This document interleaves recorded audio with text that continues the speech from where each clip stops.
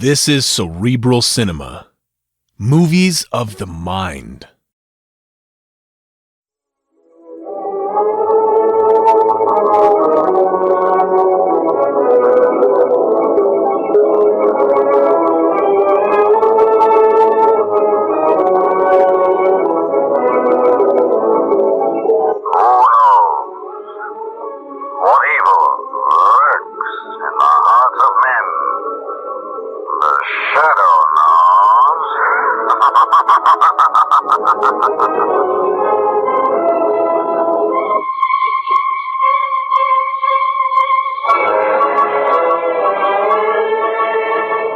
Who aids the forces of law and order, is in reality Lamont Cranston, wealthy young man about town. Years ago in the Orient, Cranston learned a strange and mysterious secret, the hypnotic power to cloud men's minds so they cannot see him. Cranston's friend and companion, the lovely Margot Lane, is the only person who knows to whom the voice of the invisible shadow belongs. Today's drama, The Nursery Rhyme Murders. Brookside Home is a private sanitarium located in a densely wooded area in the suburbs. It's about 8 o'clock in the evening as Superintendent Alfred Foster walks down the corridor on his way to visit one of his patients.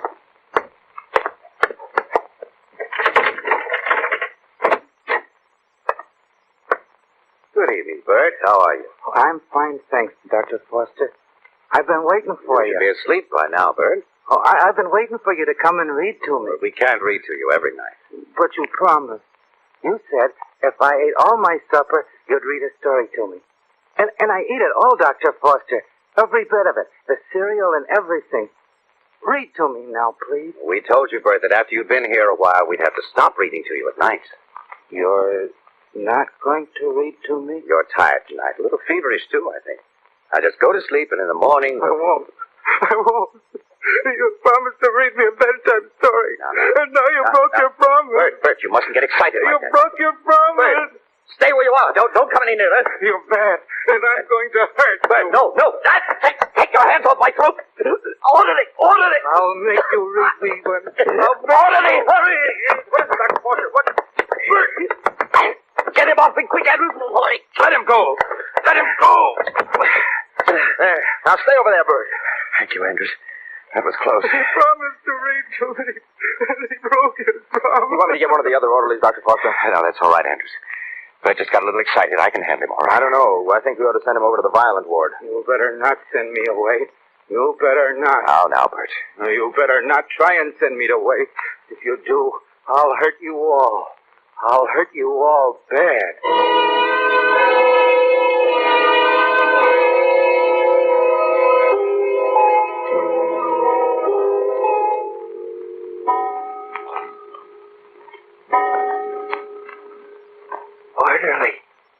Orderly. Be quiet, Bert, and go to sleep. 3 o'clock. I want a drink of water, Andrews. I want a drink of water. Go to sleep, Bert. Please, Andrews. Please. All right, Bert, just a second. Okay, here's your water. I was awful thirsty. Here you are. Thanks, Andrews. Thanks. Now, give me those keys. No, you don't. Give them to me. Now, I got the keys. I'm going to get out. I'm going to get out.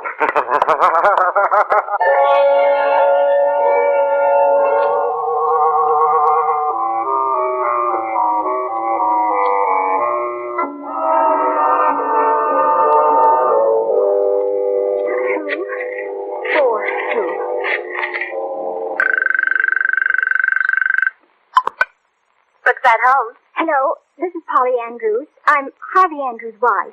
Oh, yes. Hello, Mrs. Andrews. Is my husband there? I'm sorry, Mrs. Andrews, but he isn't in. All the orderlies are out in the grounds hunting for Bert Eustace. He escaped last night, you know. Well, that's just it, operator. Our cottage is at the north end of the grounds. I understand Eustace is violent. I'm here all alone, and, well, I'm frightened. I don't know what we can do. I'll tell Mr. Andrews to phone you when he gets back here. Well, all right, thanks. Not at all. Goodbye, Mrs. Andrews. Goodbye. Who's that?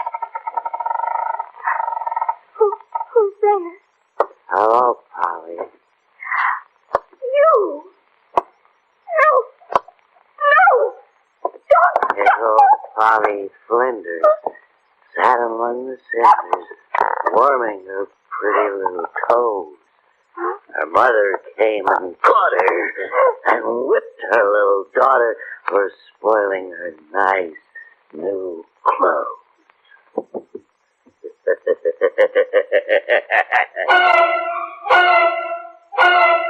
Lamont, I know it's presuming on our acquaintance, but I want to thank you and Miss Lane for coming to my office this morning when I phoned. Not at all, Fred. Glad to be of service. The fact is, I need your help desperately.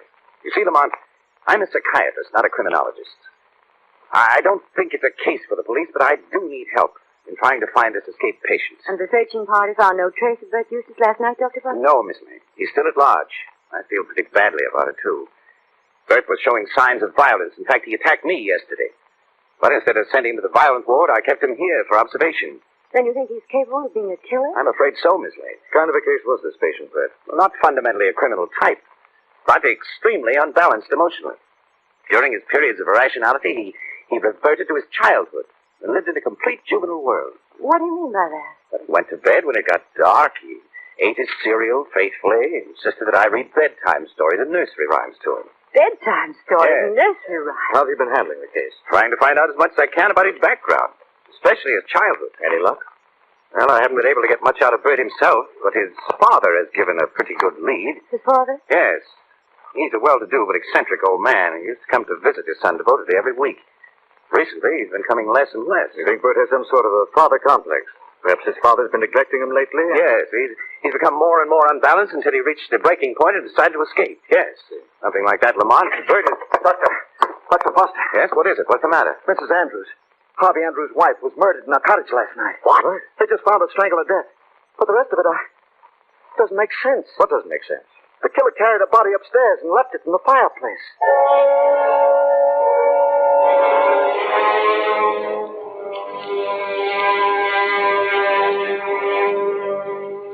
This is horrible. This poor woman's body curled up in the fireplace like this. Very strange resting place.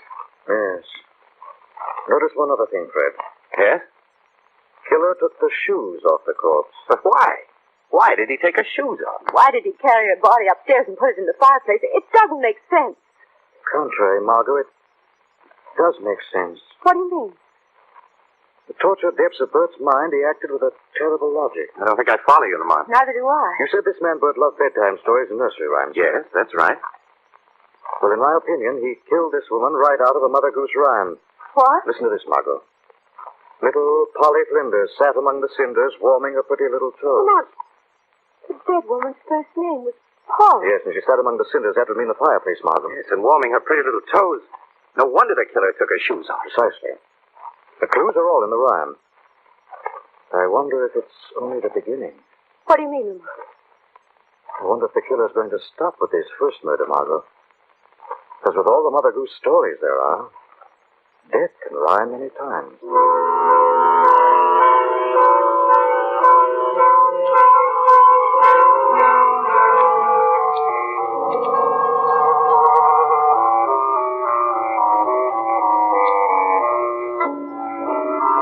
Oh, Lamont, Miss Lane, I'm glad you're here.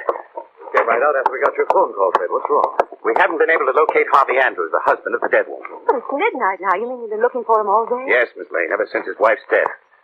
Andrews was out trying to find Bert with the rest of the searching party, and now he's vanished. The woman is killed and her husband disappears. Oh, pardon me, Lamont. Hello? This is Parks, Dr. Foster. Could you come out to the reception room for a minute? Yes, of course, Parks. Lamont, Miss Lane, if you'll excuse me for a moment, I'm going out to the reception room. Maybe the searching party has come in. Yes, of course.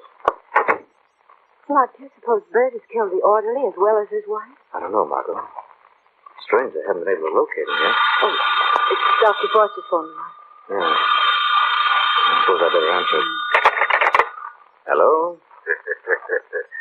Listen, Doctor. Little boy blue, come blow your horn. The sheep's in the meadow. The cow's in the corn. Where's the little boy who looks after the sheep? He's under the haystack, fast asleep. Who is this? Who is this? Hello? Hello? What's the matter, Lamont? Who was that? Bert Eustace, Margot. Come on, I think we better get outside fast. Where are we going? To the farm and back to the sanitarium. What do you expect to find out there? Wouldn't be surprised, Margot, if we found Little Boy Blue. I don't think we should be wandering around the grounds in the middle of the night without Dr. Foster. Dr. Foster will be very glad we left without him, Margot. Hold the flashlight up. Isn't there a haystack next to the barn? Yes, Lamont. Come on, Margot. But careful, we may be walking into a trap. Here we are. Here's a pitchfork. I'm going to start digging. Lamont, what do you expect to find? Killer's given us a clue, Margot. If I'm not wrong. Good Lord. There's a body under this haystack. It's Andrews. And he's wearing a blue orderly's jacket. Yes, Margot. Little Boy Blue. Only this little boy Blue isn't just fast asleep. He's dead. Lamont, listen.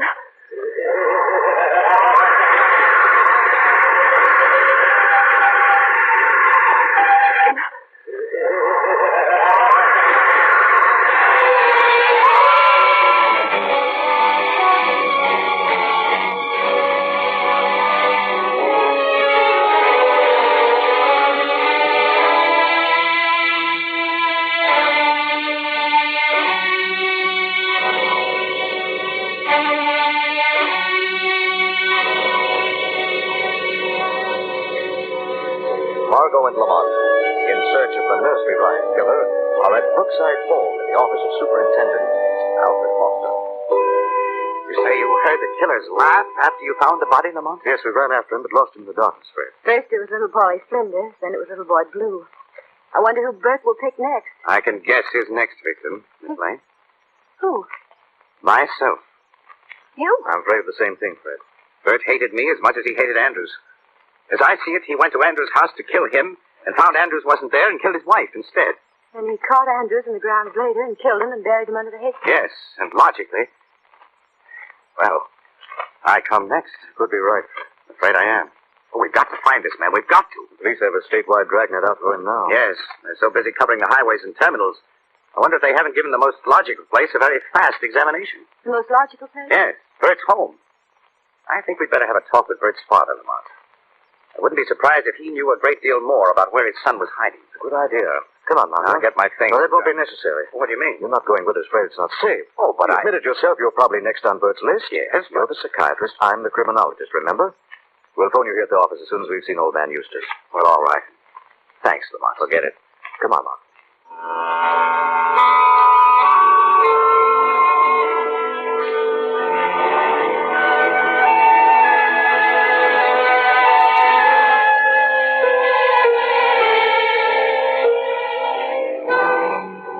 And so, Mr. Eustace, at Dr. Foster's suggestion, we decided to come here to see you. I see. I know you're as anxious to find Bert as we are, Mr. Eustace. Yes, I am, ma'am. Then, if we could just step inside for a moment, Mr. Eustace, and talk to you. All right. All right, step inside. Thank you. Follow me into the parlor. This way. Lamont, he really is an eccentric. Did you ever see anything like this old mausoleum? No, and I don't think anybody else has for the last 50 years. Here we are. It's a little dusty. I haven't used the parlor for some time. Sit down. Thank you. You live here all alone, Mr. Eustace? Yes.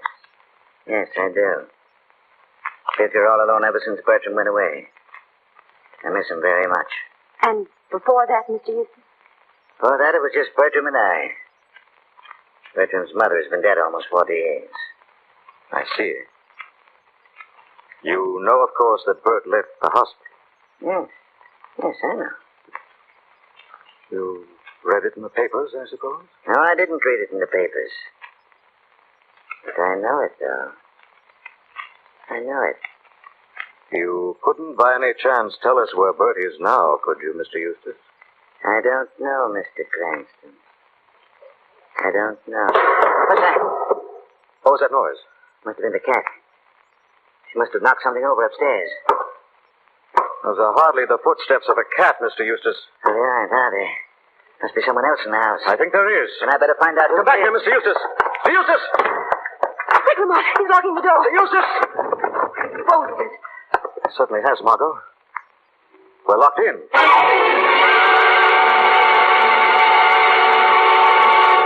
It looks as though we were too slow. Yes, while we're breaking out of the parlor down there, both Mr. Eustace and Bert have disappeared. Come on, Margot, we've got to make sure. We'll go down this corridor. Stay close to me. Don't worry, Lamont. Oh! What's the matter, darling? I just ran into another of those darn spider webs. Spider web won't hurt you. Maybe not, but there was a spider in the middle of this one. No wonder Bert was unbalanced living in this old mansion. Yes, with a queer old duck like Eustace for a father. It's certainly... Margot, listen. Bert, he's upstairs in the floor above us. What? Come on, Margot, down the end of this corridor here. Must be a flight of stairs there. Here it is. Lamont, he's up there. Top of the stairs. Goosey gander. Listen. Where shall I wander? Upstairs and downstairs, and in my lady's chamber. There I met a man who would not say his prayers. I took him by the left leg and threw him down the stairs.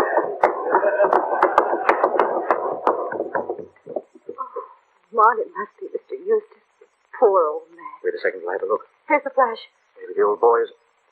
What's the matter? Margot, this isn't Mr. Eustace. It isn't. No. It's Bert.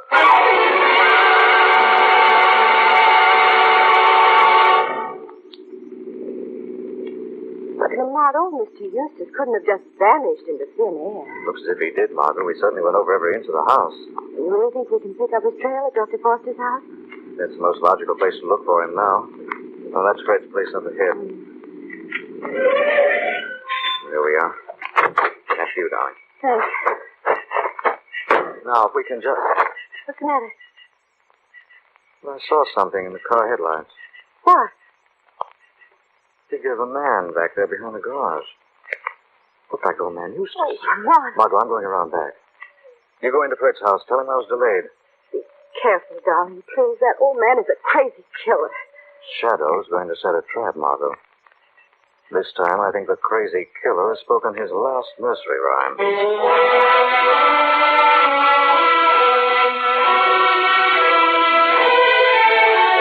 I'm so glad you come, Lane. The killer has been here. You see? Yes. I saw the same figure Lamont saw when I stopped to pick up the mail. Old Mr. Eustace. Yes, and he left this in the mailbox. What is it? A note. Listen. Dr. Foster went to Gloucester in a shower of rain. He stepped in a puddle up to his middle and never went there again. Then old Mr. Eustace is here. Lamont did see He him. must have. It must mean that crazy killer is going to creep into this house and murder me in the night. He's out of his mind. None of us is safe anymore. We're all... Why, this is strange. What is it? The killer really is close. Here's another note. Here on my desk. Eustace must have slipped in through the window and left it. Another note? Yes. And the odd part about it is, it's addressed to you. To me? Yes. Read it. See, saw, Marjorie Daw. Jackie shall have a new master. He shall have but a penny a day, 'cause he can't work any faster. I don't understand. Marjorie Daw. It's almost like Margot. I mean, the killer. I'm afraid he means you, Miss Lane. Margot. Marjorie. Very close, aren't they? Close enough for all practical purposes. Dr. Foster, why are you looking at me like that? It's a nice rhyme, isn't it? There's a swing to it. Say so. Marjorie Daw. Jackie shall have a new master. He shall have but a penny a day because he can't work any faster. You're the nursery rhyme killer. Yes, Miss Lane, I am. I love nursery rhymes. Oh, Mother Hubbard went to a cupboard to get a poor dog a bone. Stay away from me. Little Jack Horner sat in the corner eating his Christmas pie. Jack and Jill went up the hill. Peter, pumpkin eater. These four Marjorie. Who's in this room? I don't see anyone. Someone I can't see.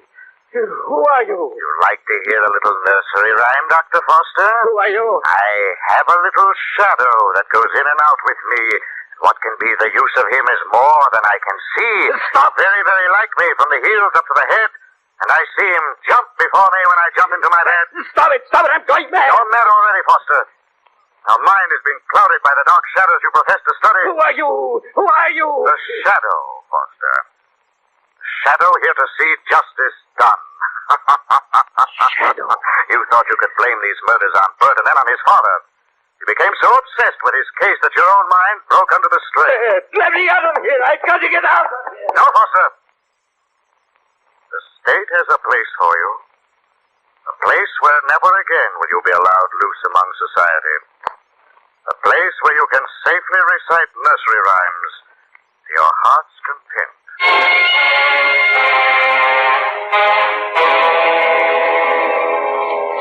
Well, that's the whole story, Margot. Foster wasn't a doctor at all. He was just a clever quack who outsmarted himself. He became so obsessed with abnormal cases such as Bert Eustace that he became unbalanced himself. Is that it? That's right, Margot. Bert's escape must have been the snapping point for Foster's mind. He went on a rampage, blaming everything on Bert. And when we went to see old man Eustace, Foster was afraid we'd find Bert, get the truth out of him. So he had to get rid of Bert and then shift the blame to the father. When Foster was the one Polly Andrews saw, and it was his voice we heard on the phone. Both Bert and his father were completely innocent. That's right, Margot. I still don't see why he called you in on the case when he was guilty, Lamar. And that's how he outsmarted himself.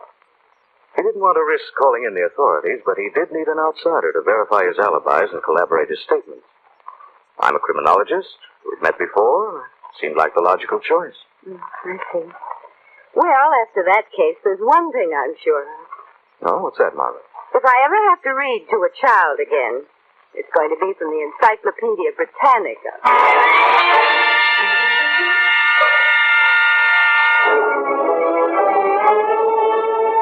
Weed of crime bears bitter fruit. Crime does not pay. The shadow knows.